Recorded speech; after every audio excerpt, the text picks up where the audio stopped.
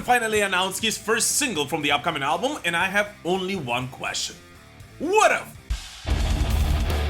So yes, finally, Iron Maiden's vocalist Bruce Dickinson stopped teasing his fans with all the little hints and clues and bits of information scattered around his artwork, and announced that the first single from his upcoming solo album, The Mandrake Project, which will be titled Afterglow of Ragnarok, will be out on the 1st of December this year.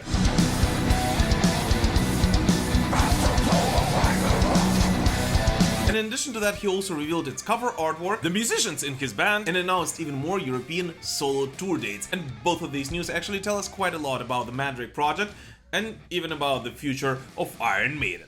So let's take a look at it.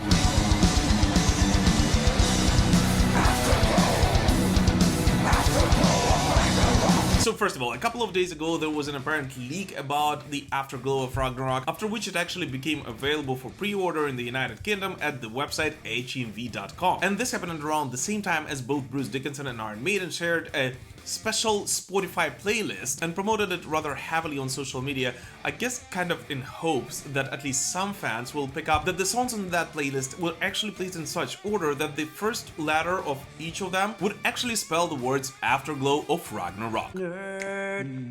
After that, Bruce Dickinson posted a short video of him sitting in the studio with an envelope, in which, by the way, it is pretty clear that there is a copy of Afterglow of Ragnarok, which was interrupted with a rather specific error code. What's in the envelope? I guess by now, at least some fans already know that if you match the digits on that code with the corresponding numbers for the letters in the English alphabet, it will actually spell Ragnarok once again. Which of course made it very clear that the speculations and the rumors were true, and that the Afterglow of Ragnarok will be the first single of Bruce Dickinson's 7th studio album. 1, 2, and 3, And so today we got the announcement of the release on the 1st of December. And so here's the thing, before that we were getting all the little tips and hints from Bruce Dickinson roughly every 1 to 2 weeks. But now we got 3 different news or announcements from Bruce Dickinson crammed together within just 24 hours. Which is totally fine, I mean, it worked out quite well, but it kind of makes you think whether HMV actually did not accidentally jump the gun, and whether that pre-order, which appeared 24 hours before the official one, did not accidentally speed up the process, which was supposed to last for another couple of weeks. What? Or, and the second scenario, to be honest with you, is much more realistic, well, I was simply wrong. Although there is still an information that on the 10th of November, the pre-sale for Bruce Dickinson's live tour will actually start. Yeah, it's still not what I thought it would be. Shame! So, first and foremost, now we finally get to see the official artwork for, well, as of right now, Afterglow of Ragnarok. And it is indeed a sigil we all anticipated it to be, which was placed behind Bruce Dickinson in the original promo video.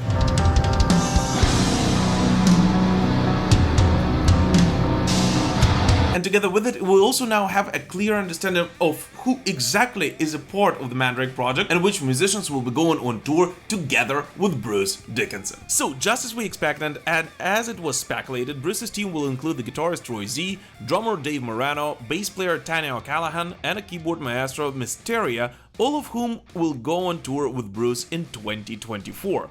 And all of those musicians were very much expected to do so. So the only real question, of course, was whether Bruce's longtime Iron Maiden friend Adrian Smith was joining him on the road. Which, as of right now, it actually seems like he is not. Why, God, why? And here's the thing. It did in fact look like Bruce was heavily hinting on Adrian joining him with all the clips and bits posted online, and even more, many respectable sources who spoke of this album and the upcoming solo tour way before it was announced were very sure that the Iron Maiden guitarist will take part in this tour. Yet, I guess it was just wishful thinking, and the fans were simply seeing something which was actually never there.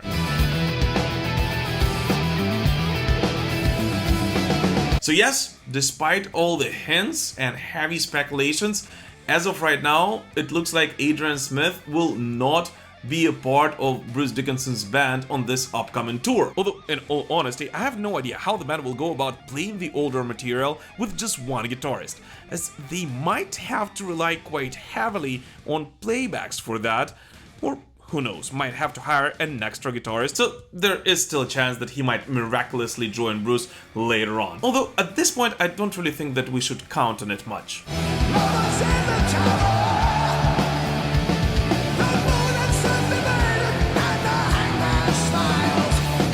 But anyways, together with the announcement of a new single, Bruce Dickinson also announced a whole bunch of new European dates of his upcoming solo tour. So, in addition to the South American run in April, Bruce Dickinson and the team will be also hitting the United Kingdom and a whole bunch of European cities with both solo shows and festival appearances all the way through May and June, and ending their run only on July 19th in Istanbul, Turkey, making it a truly ambitious run with almost 40 concerts performed before Bruce will take a short break and continue his travels, bringing the Future Past tour to the masses.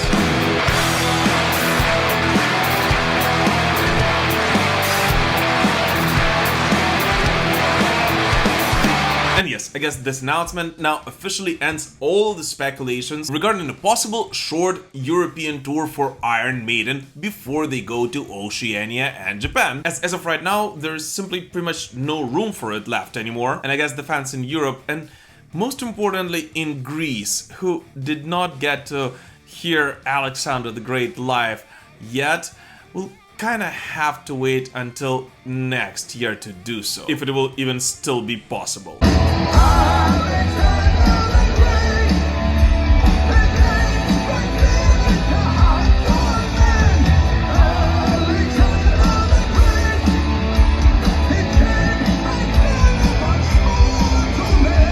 By the way guys, real quick, wanted to point out that only around 30% of the people who are watching my videos are actually subscribed to the Metal Pilgrim channel, so if you still haven't done so, and especially if this is not your first Up the Irons or any other video you're watching on this channel, please consider doing that right now. Let's continue building this amazing heavy metal community together. We're gonna have a good time. Always. But anyways, together with the Afterglow of Ragnarok single, which by the way was sold out both on Bruce Dickinson's official website and HMV.com in just a matter of a couple of hours, the fans will also be treated with a prequel comic, the continuation of the story of which will be available together with the Mandrake Project in 2024. The Mandrake Project is a dark adult story of power, abuse, and a struggle for identity, set against the backdrop of scientific and occult genius, created by Bruce Dickinson, scripted by Tony Lee, and stunningly illustrated by Stas Johnson for Z2 Comics. This series features 12 episodes that collect into 3 graphic novels and will be launched in 2024. Nice. So yes, I guess this is at least the part of what Bruce Dickinson was actually talking about when he said that the Mandrake Project is going to be music, but then is going to be much more than just music. It's music, but it's also much more. And so now, with this comic book, Bruce Dickinson pretty much confirmed that this is going to be a concept album. The question which still remains is what else did Bruce and Roy prepare for us? Which I still for some reason believe will be included in some kind of theatrical aspect of Bruce Dickinson's live shows. But I guess we'll have to wait for November 30th to find out. But one of the most important, and to be honest with you, one of the most exciting for me bits of information that we received today was the fact that the B-side of the Afterglow of Ragnarok single will be nothing else but a demo version of a rather well-known for all Iron Maiden fans song, If Eternity Should Fail.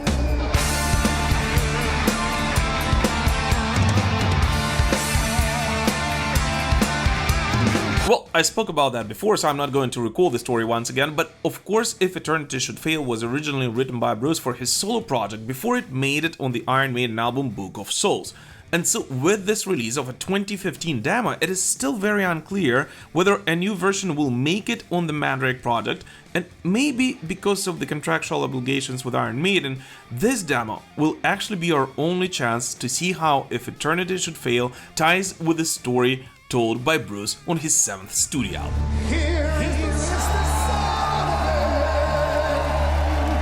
But anyways, I'm still super excited to actually hear the version which Steve Harris fell in love with when he heard it first.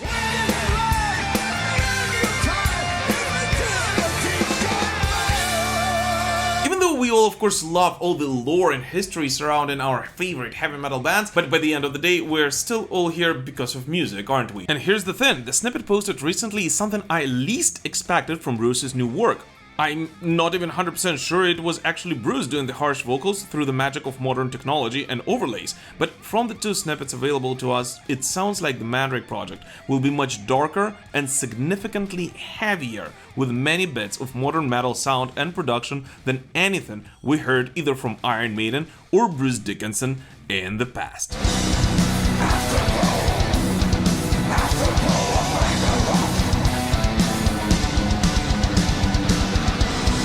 But anyways, what do you guys personally think about that little bit that Bruce Dickinson has posted from Afterglow of Ragnarok? And are you excited about Bruce's upcoming studio record? Please let us know in the comments. As always, thank you so much for watching this video, guys, but most importantly, thank you so much for supporting me, this show, and Ukraine through this very, very difficult time. Just know that your support means the world to me and all Ukrainian metalheads, and please continue doing so. We will prevail. Slava Ukraini!